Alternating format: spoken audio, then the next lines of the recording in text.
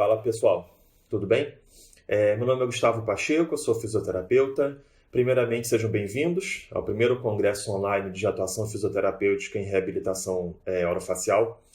E eu vim falar para vocês sobre dois temas importantes dentro desses pacientes, cefaleia e tontura, e como que a gente pode ter uma ideia de como fazer o diagnóstico diferencial, né? São dois assuntos aí bem grandes, mas eu vou tentar sintetizar um pouco isso em mais ou menos aí 30 minutos de aula, tá? Eu vou diminuir a minha imagem aqui para vocês poderem ter acesso ao slide como um todo, ok? Então, esses aqui são alguns tópicos que eu vou falar. Os conceitos de tontura e cefaleia, óbvio, raciocínio clínico, tomada de decisão, o próprio diagnóstico diferencial entre tontura e cefaleia. Sempre vou tentar falar da PBE em cima disso, com alguns tópicos específicos e algumas considerações finais, tá? Então a gente sabe, né, que muitos pacientes com a dor orofacial, eles chegam no nosso consultório com inúmeras queixas. Dentre elas, a tontura e a cefaleia. Mas o que é essa dor orofacial? Pela definição da IASP de 2016, é uma dor que surge em regiões da face da boca, que podem ocorrer devido a doenças de estruturas regionais, disfunções do sistema nervoso ou referidas de fontes distantes, ok? E aí a gente tem num braço dela a cefaleia e no outro braço nós temos as tonturas. Eu coloquei aqui com um asterisco, vocês vão já entender o porquê. Então vamos lá. Cefaleia é uma definição rápida, simples, para a gente não perder muito tempo. Pela Classificação Internacional de Desordens de Cefaleia, o ICHD, o terceiro e último consenso de 2018, dor de cabeça é uma dor em qualquer região da cabeça. Não tem muito como fugir disso.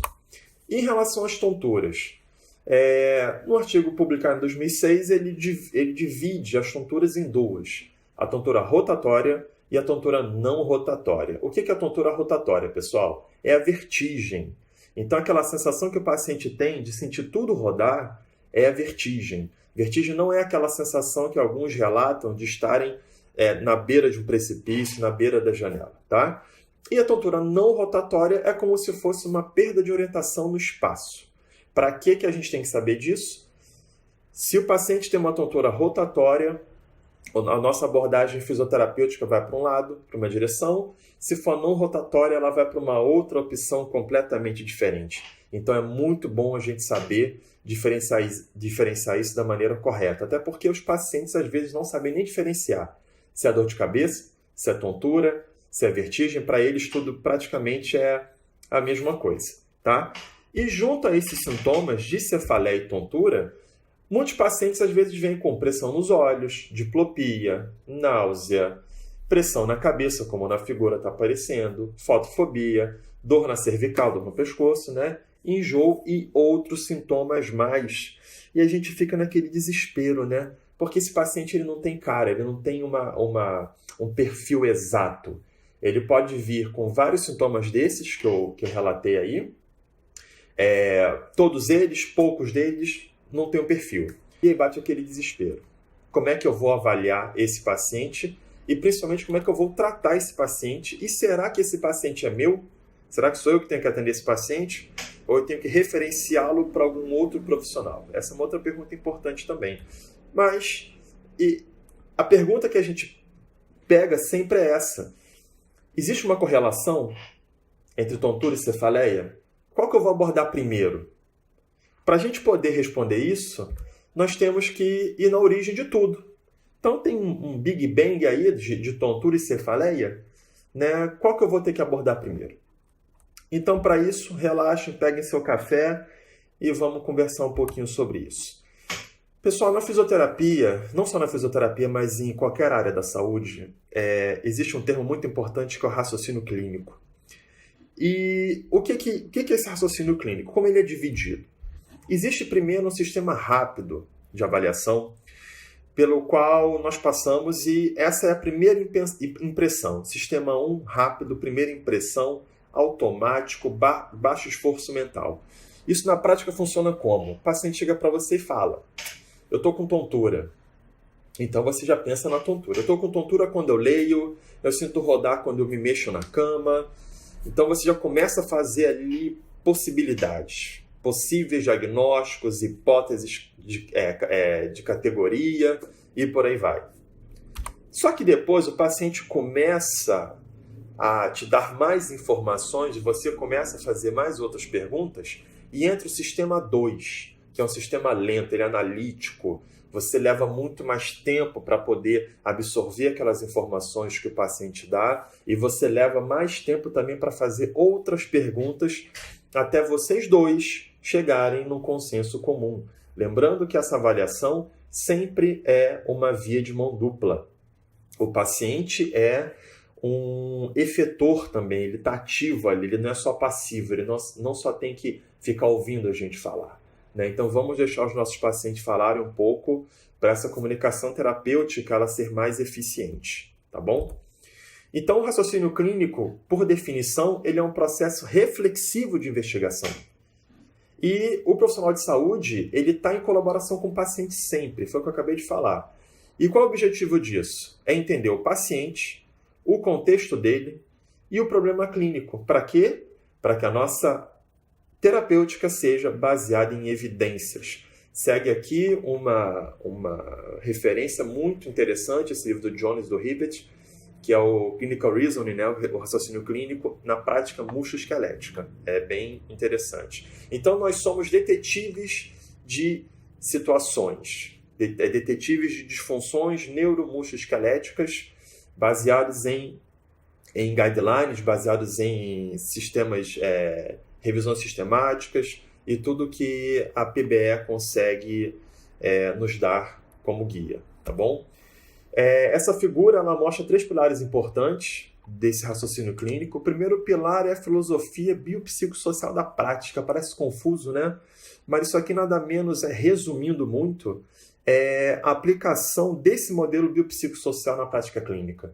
Então, hoje nós sabemos, é um modelo que já está aí há 40 anos, infelizmente ele ainda não é tão usado assim, mas ele é um modelo que leva em consideração o bio, ou seja, vou falar desse jeito, uma lesão tecidual, a parte psicossocial juntos também. Então, pegando pela última definição da IASP, ela já coloca ali aspectos sociais, cognitivo-emocionais, e deixa aquela primeira definição de 1994 para trás. Essa definição levava em consideração muito mais uma lesão tecidual. A nova definição já mudou. Tá? Uma outra são as estratégias de raciocínio clínico. Se a gente for olhar esse livro, existem mais ou menos 12 estratégias de raciocínio clínico pelas quais nós podemos nos guiar para a prática clínica. Não existe a melhor nem a pior. Aconselho vocês a olharem um pouco essa bibliografia e vocês vão se identificar com a que mais vocês vão gostar. E, finalmente, as categorias de hipótese diagnóstica. O que é isso aqui? Vamos pensar. Dor de cabeça. Se eu tenho um paciente com uma dor de cabeça, uma cefaleia cervicogênica, eu sei que existem aspectos clínicos inerentes a essa categoria. Se eu tenho um paciente com uma enxaqueca, eu sei que tem outras características inerentes a essa categoria. Então, de acordo com o que o paciente vai me falando, eu vou juntando essas possibilidades e vou criando na minha cabeça essa hipótese diagnóstica. Então, nós temos também hipóteses por fonte de dor. Às vezes, a gente pode ter os pacientes com dores mais neuropáticas, os pacientes com dores mais por conta de alguma alteração capsular, articular ou muscular, enfim. Né? Pela evolução dos estudos, nós sabemos que esses conceitos eles estão cada vez mais entrando em fusão e caindo um pouquinho por terra. Mas ainda levamos muito em consideração isso, não tem nem como termos um guia, né?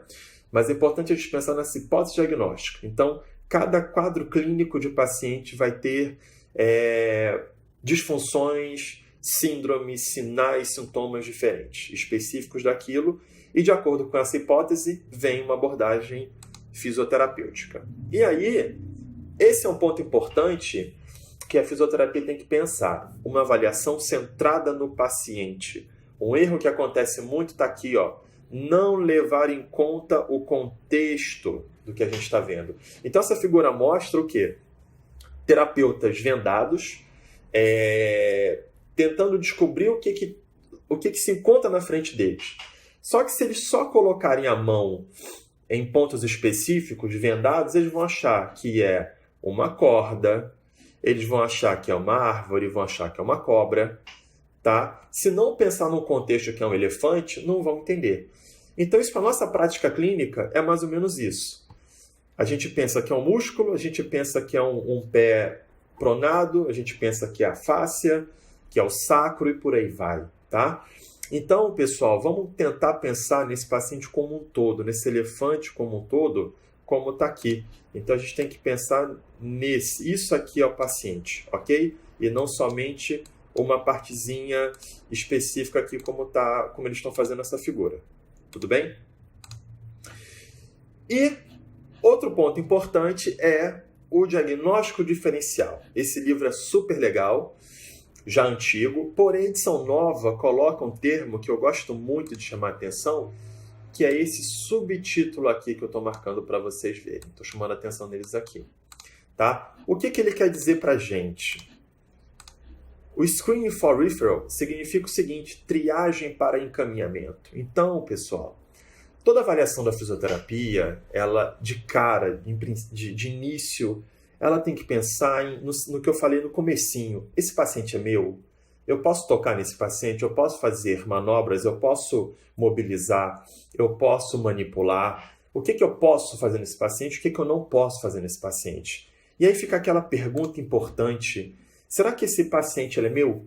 Então esse livro mostra muito claro que é de responsabilidade do terapeuta ter certeza que cada paciente ele é apropriado para a fisioterapia.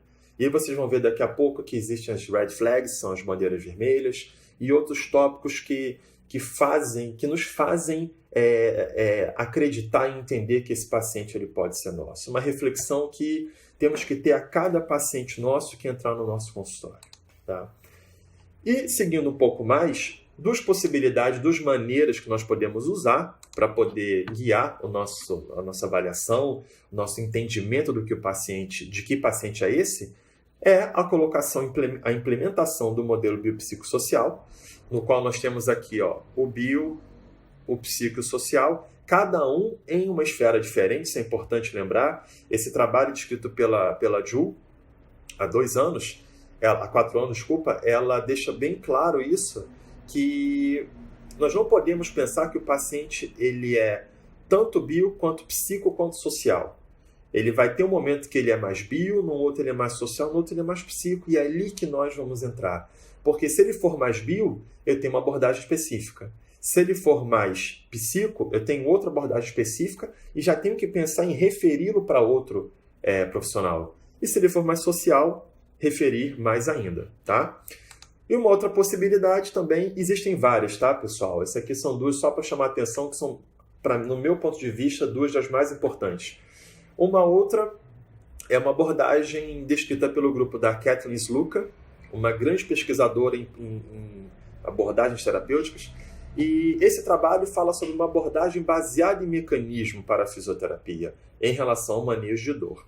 Então, como vocês podem ver aqui do lado, existe um quadro no qual ele divide a dor em nociceptiva, nociplástica e neuropática. O que é importante saber aqui? Por que saber disso? Se eu tenho um paciente com uma dor nociceptiva, essa dor aparece por uma ativação de noceptor.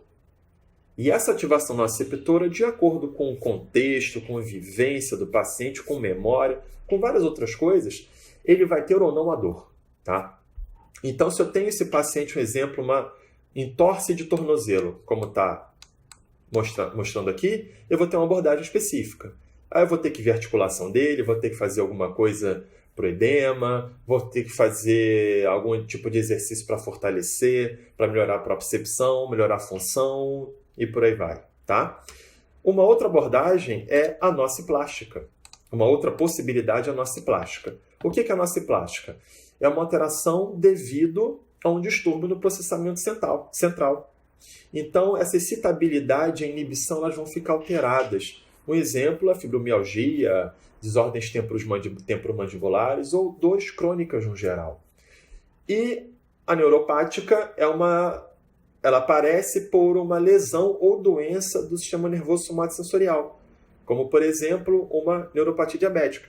Então vejam que são situações completamente diferentes. E cada situação dessa tem uma abordagem diferente, tá? Principalmente a nociplástica, que hoje em dia a gente já sabe que uma abordagem muito manual, como nós usamos a nociceptiva, ela não é muito interessante para o paciente.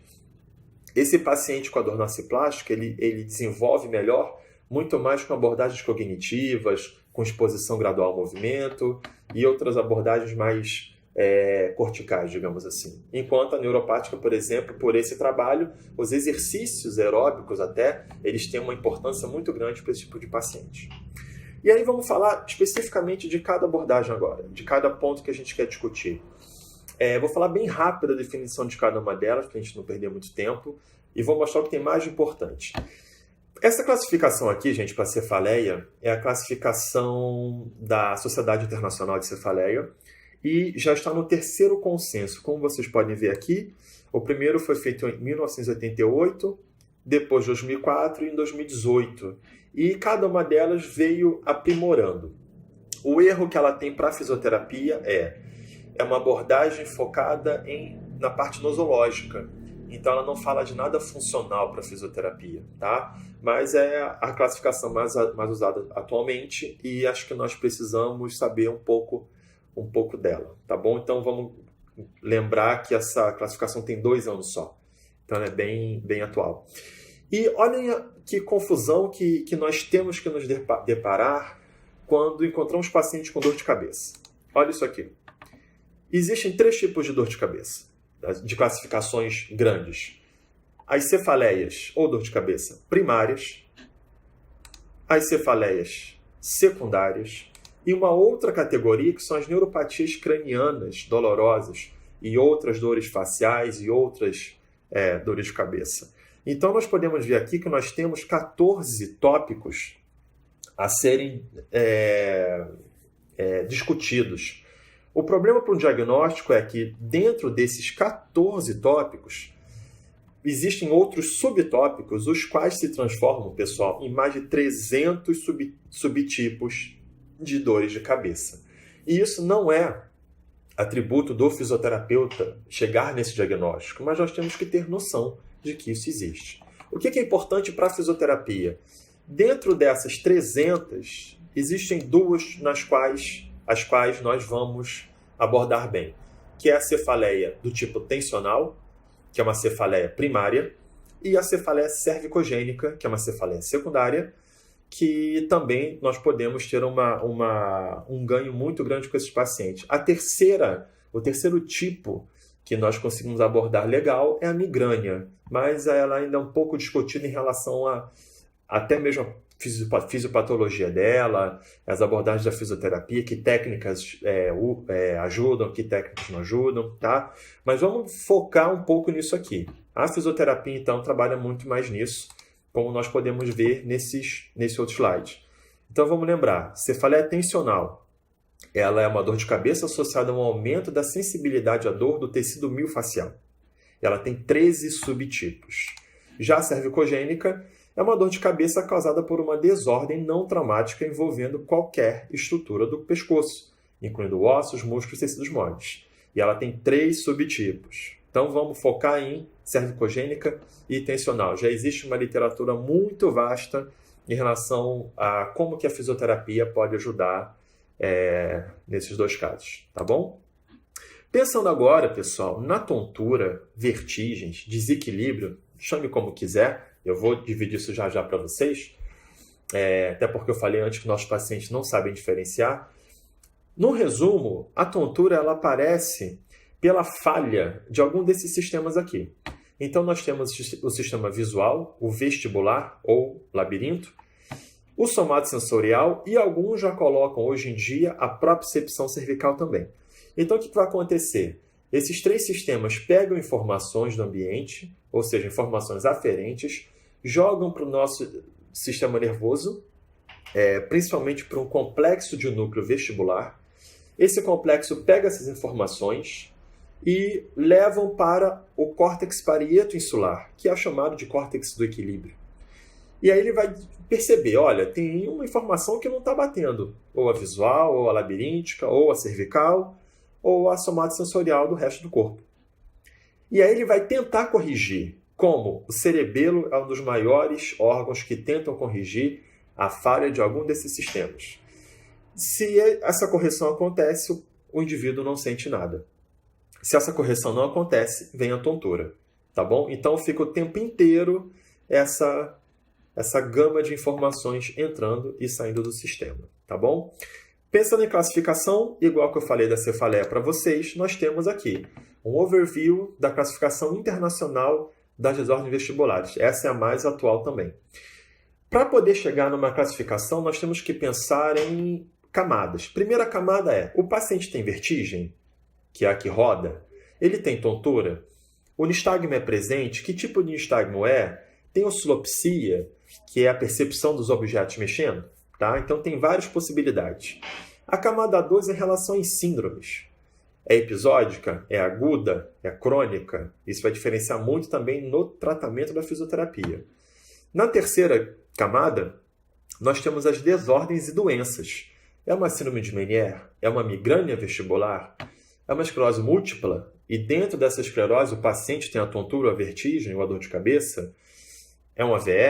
É uma VPPB, uma vertigem posicional paroxística benigna, que é uma disfunção das otocônias de cristais que deslocam? Ou é uma neurite vestibular ou outras várias possibilidades? E a última camada nós temos o componente de origem. É genético, é traumático, é inflamatório, é vascular e por aí vai. Então, esse aqui é um overview de possibilidades que nós temos.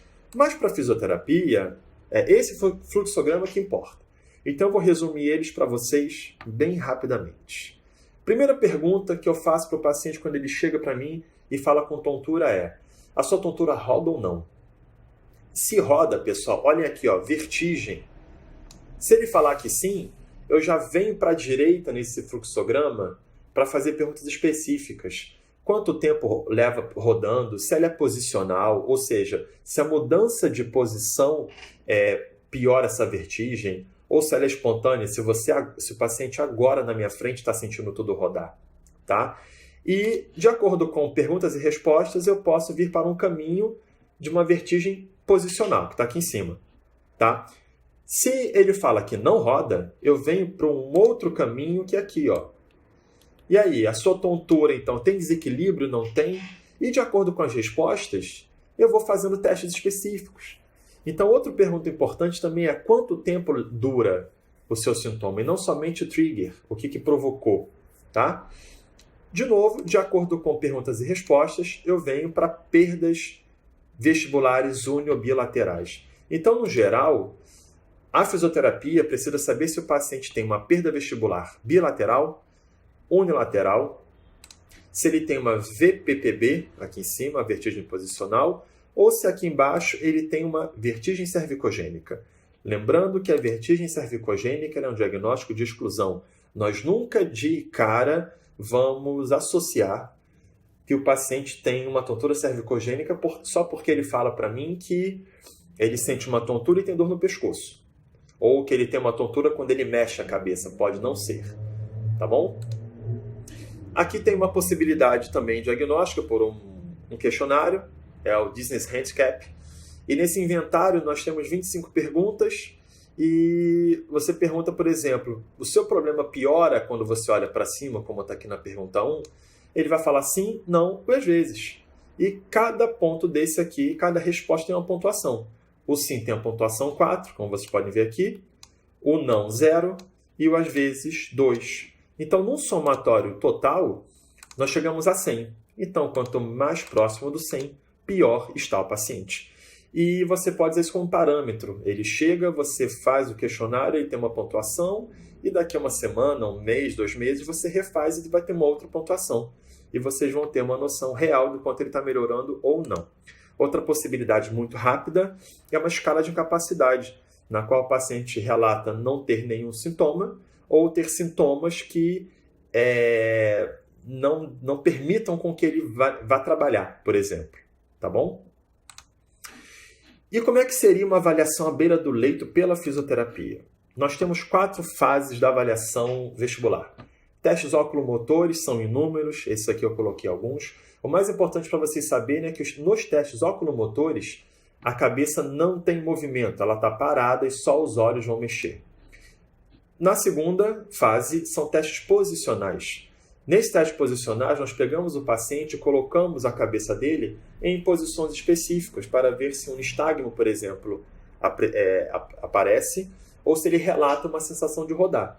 E aí nós vemos se existe uma disfunção no canal anterior, no posterior ou no lateral, e de acordo com a disfunção encontrada, existem manobras específicas para tratamento também. Lembrando que a VPPB, hoje em dia, ela é considerada a maior causa das vertigens. Terceira possibilidade são os testes vestibulo-oculomotores. Nesses testes aqui, diferente da fase 1, a cabeça está em movimento. Então a gente pede para o paciente focar num ponto específico e mexemos a cabeça dele, procurando sintomas, ok? E o último são os testes de equilíbrio. Não existe um protocolo. Aqui eu coloquei os mais importantes, mais falados. O passo de Fukuda, o Rombe, o que você pode fazer ele, o sensibilizado também, tem pessoas que não fazem, tá? O mais importante aqui é a gente saber como que seria um passo a passo de paciente com tontura. E cefaleia também, porque algumas às vezes tem alteração, tem sintoma de cefaleia nesses testes oculomotores aqui. É muito comum eu pedir para um paciente acompanhar o meu dedo com os olhos e ele relatar dor de cabeça. Então entra no diagnóstico diferencial também, tá bom? E a última é a tontura cervicogênica. Será que essa propriocepção cervical ela pode provocar uma tontura, gente? Aqui tem um trabalho que tenta comprovar anatomicamente isso. Essa figura aqui, ela mostra para a gente os músculos suboccipitais, né, oblíquo inferior, superior e tal.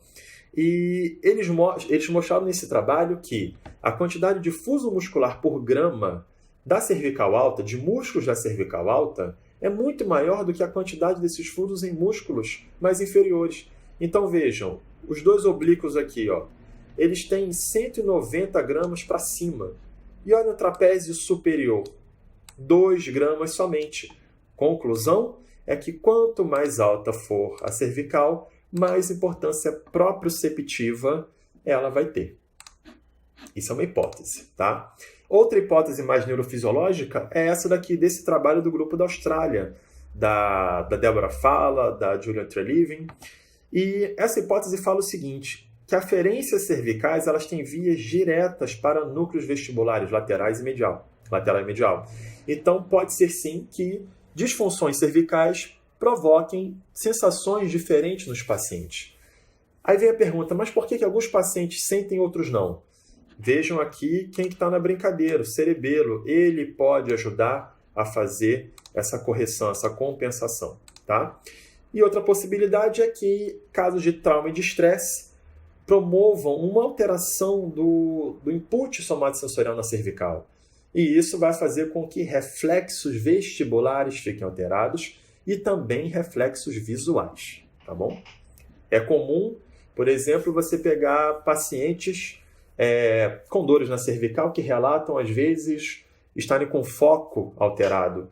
E só de mobilizar um pouco a cervical, eles falam, olha, parece que o meu foco está melhorando ou piorando também. Então, essa pode ser uma outra hipótese, tá bom? E o que fica para a gente é que, então, a tontura cervicogênica é uma falha sensorial aferente. Todas as teorias anteriores de insuficiência vértebro-basilar e componentes autonômicos caíram por terra, tá bom? Por isso, não podemos bater o martelo em nada muito certo. Temos que saber fazer alguns testes, conhecer a clínica de todos eles para poder ter uma abordagem mais correta com esses pacientes. E aí vem agora, para quebrar isso mais ainda, para confundir mais ainda, a migrânia vestibular. Nela, menos ainda, eu posso bater o martelo de qualquer coisa. Vamos ver o porquê. Olhem a complexidade. Na migrânia vestibular, ela associa sintomas de enxaqueca com sintomas vestibulares. Ela é encontrada em 1 a 3% da população mundial, ou seja, muito pouco. Paciente com enxaqueca tem 3 vezes mais risco de sentir vertigem. 8 a 20% dos pacientes recebem o diagnóstico correto, somente isso. Então vejam como isso é subdiagnosticado. E vejam que curioso agora, de 51 a 65% dos pacientes que têm enxaqueca e vertigem, eles têm enxaqueca antes da vertigem. E somente 10 a 13% dos pacientes relatam a vertigem antes da enxaqueca. Vejam como é complexo, né? As literaturas elas se confundem um pouco. E um dado interessante é que em mulheres no período menstrual, a enxaqueca parece desaparecer ou diminuir consideravelmente após crises contínuas de vertigem. Qual seria a explicação disso? O que eles colocam nesse trabalho do Yang é isso daqui, que uma hipótese é que a ativação do sistema vestibular ela diminui a atividade de vias trigeminais de dor. E a ativação das vias trigeminais de dor, elas excitam o sistema vestibular. Olha que confusão. Isso é uma hipótese que, pelo último dado que eu falei para vocês agora, parece ter um pouco de lógica. Então, é muito comum os pacientes com essa ativação trigeminal, a dor do trigêmeo ou as enxaquecas, terem essa ativação maior do sistema vestibular do que o contrário, tá bom? E aí, existe um elo. Vamos pensar, que elo é esse? Entre cefaleias e tonturas. E agora aqui, pessoal, coloquem cefaleia, dentro da cefaleia, todos os tipos que eu falei, tá? A cervicogênica, do tipo tensional, a migrânia, enxaqueca. E dentro de tontura, coloquem as rotatórias e as não rotatórias. Qual é esse elo que vai ligar? É o exame físico. Vamos ver o porquê. Será que nós estamos utilizando testes validados na nossa prática clínica, utilizando a PBE? Pessoal, a grande maioria dos testes não tem muita validação ainda. Isso gera muita dificuldade no diagnóstico correto. Por isso que muitos dos nossos pacientes ficam subdiagnosticados. Tá? Eu vou mostrar para vocês já 3 testes que têm uma validação clínica importante. E esse daqui é um roteiro de avaliação de tontura cervicogênica. Nesse roteiro, nós dividimos em 4 também. E o primeiro bloco de testes são testes pré-manipulativos. Artéria vertebral, instabilidade cervical alta. O próprio teste da artéria vertebral ele não tem muita validação. A gente não pode ter certeza de que se deu negativo, realmente é o negativo. Já os testes de instabilidade cervical alta já tem alguns trabalhos mostrando que eles têm uma validade maior, como o teste Sharp-Purser, como os testes de ligamento alar. Esse teste específico aqui, para tontura cervicogênica, o Head and Neck Differentiation Test, ele não tem muita validação. Porém, é o teste mais usado clinicamente falando. Sabemos que a PBE ela tem que ser muito usada, mas existem alguns componentes clínicos também que a gente não pode deixar de fazer, porque senão acaba que nós não conseguimos nos guiar em relação a nada, tá? Exame físico, testes articulares que podem ser feitos com Maitland, com Kaltenborn, abordagens com Mulligan, aí a técnica que cada um segue. O controle motor, vocês podem usar a estabilização segmentar dinâmica, vocês podem usar a abordagem do Kinetic Control. O importante é poder fazer uma avaliação interessante sobre a qualidade de movimento desse paciente, a quantidade, a endurance, a força. E, no final, os distúrbios sensório-motores. Existe o teste de torção cervical, um teste de sinestesia cérvico-cefálica, que eu vou mostrar para vocês, e o teste de perseguição visual com a cervical rodada. E aí o interessante é que esses testes aqui, que são mais descritos para pacientes com tontura cervicogênica, também são usados para pacientes com cefaleia. E esse é um elo que a gente encontra, tá? Por isso que eu deixei essa parte para o final, porque a avaliação clínica deles ela diferencia, mas a avaliação física tem muita coisa em comum. E aqui, um outro ponto em comum que é o quê? Primeira coisa, falei isso um pouco antes no raciocínio clínico, é tentar ver as red flags. Então, quais são algumas red flags importantes que nós temos que saber antes de mobilizar ou manipular algum paciente? Por exemplo, sinais físicos e sintomas: febre, rigidez no pescoço, náusea e vômito, perda de peso inexplicada. Em relação aos achados neurológicos, hiperreflexia, incontinência, aumento do tônus, o tônus alterado, ataxia, perda visual. Tá? Então vamos ficar muito atentos às red flags nesses pacientes para o exame físico, ok? Se você achou alguma bandeira vermelha, encaminhe para um médico. Esse é um teste bem validado, é o teste de rotação e flexão cervical. Como esse teste é realizado? O terapeuta coloca o paciente em decúbito dorsal, realiza uma flexão total, como vocês podem ver, da cervical, e com essa flexão total colocada, o terapeuta vai rodar a cabeça do paciente para a direita e depois vai rodar para a esquerda. Nesse trabalho aqui do grupo do Toby Hall, eles encontraram que os pacientes normais tinham aproximadamente 39 graus de rotação para o lado. E os pacientes que tinham uma disfunção cervical, eles tinham aproximadamente 20 graus. Esse teste, pessoal, foi descrito primeiro, vejam aqui, ó, para os pacientes com cefaleia cervicogênica. Porém, quem trabalha com tontura, hoje em dia também já colocou no seu arsenal de testes para fazer um diagnóstico de disfunção de cervical alta, que esse teste serve. Tá? Como eu falei antes, quanto mais alta a cervical for, ela vai ter mais importância proprioceptiva. Então, esse teste, já que é para cervical alta, ele encaixa também para esse grupo de pacientes. Ok? Então, aqui a gente busca restrição de movimento e dor também, e em que grau isso vai acontecer. Outro teste é o Joint Position Error, o JPE. Nesse teste, nós pegamos, como está aqui na foto, um paciente, colocamos ele a 90 centímetros de distância da parede, um pointer na testa, pedimos para ele mirar o ponto central aqui onde eu estou marcando, tá? da mira. E aí, esse paciente vai fazer o seguinte, eu peço para ele fechar os olhos, ele vai rodar a cabeça para a direção que provoca os sintomas. Pode ser rodar para a esquerda, rodar para a direita, pode ser extensão, pode ser flexão, tanto faz. E ele vai fazer isso aqui que eu vou marcar. Digamos que seja para a direita. Ele fecha os olhos, roda a cabeça para a direita o máximo que ele puder e ele vai voltar. Digamos que ele voltou aqui. Eu vou medir a distância do ponto inicial para o ponto final. Tá? E aí, vou fazer isso 3 vezes. Se essa distância aqui, do ponto inicial para o final, tiver uma média de mais de 7 centímetros, ele é um paciente classificado como tendo uma alteração da sinestesia cérvico-cefálica. Então, veja aqui, ó, 7 centímetros. Tudo bem? E o último teste que eu quero mostrar para vocês é esse que eu citei anteriormente. Existe um teste de rastreamento que a gente pede para o paciente olhar para a ponta da caneta com a cabeça parada e nós ficamos mexendo a cabeça de um lado para o outro. E aí o paciente tem que acompanhar. E ele vai me falar, olha, isso não me provoca nada. O que eu vou fazer? Veja na figura do lado que a paciente está com a cabeça, parece que ela está com uma rotação da cabeça, mas na verdade aqui nós pedimos para ela rodar o tronco para a esquerda. Isso simula uma rotação da cabeça para a direita. E aí eu vou repetir esse teste. Eu vou ficar mexendo a cabeça de um lado a caneta de um lado para o outro e ela vai ficar acompanhando com a cervical em rotação. E aí sim, se nesse teste ela relatar que sentiu alguma coisa, ponto para a cervical. Pode ser que a cervical seja a culpada dessa tontura, ok? Na conclusão, gente, então, que eu posso passar para vocês, depois desse misto de possibilidades, para a gente ficar bem atento. Cefaleia e tontura podem ter ou não uma relação associativa. É importante adotar o modelo biopsicossocial no diagnóstico diferencial.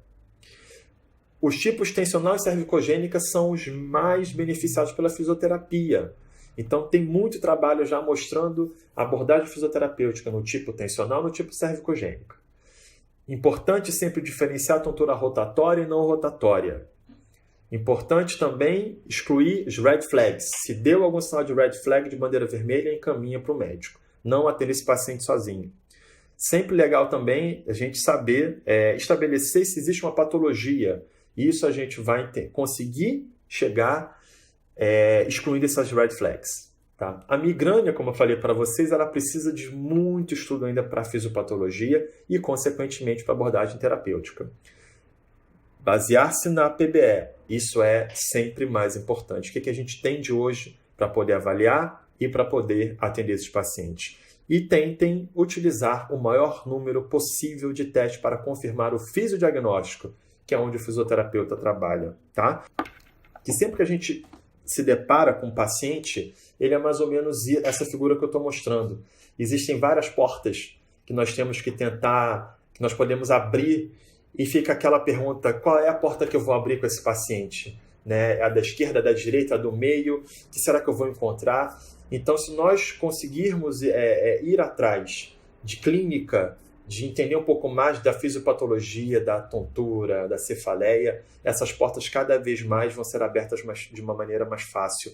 Então fica uma mensagenzinha aqui do Claude Bernard, um francês super importante na nossa história, que disse uma frase muito importante que em cima está em francês original, embaixo aquele que não sabe o que procura, não entende quando encontra. Então, eu preciso de uma base clínica, teórica importante também para poder avaliar esses pacientes. Tá bom, pessoal? Então, espero que eu tenha ajudado a mostrar para vocês um pouquinho desse mundo enorme que é cefaleia e tontura.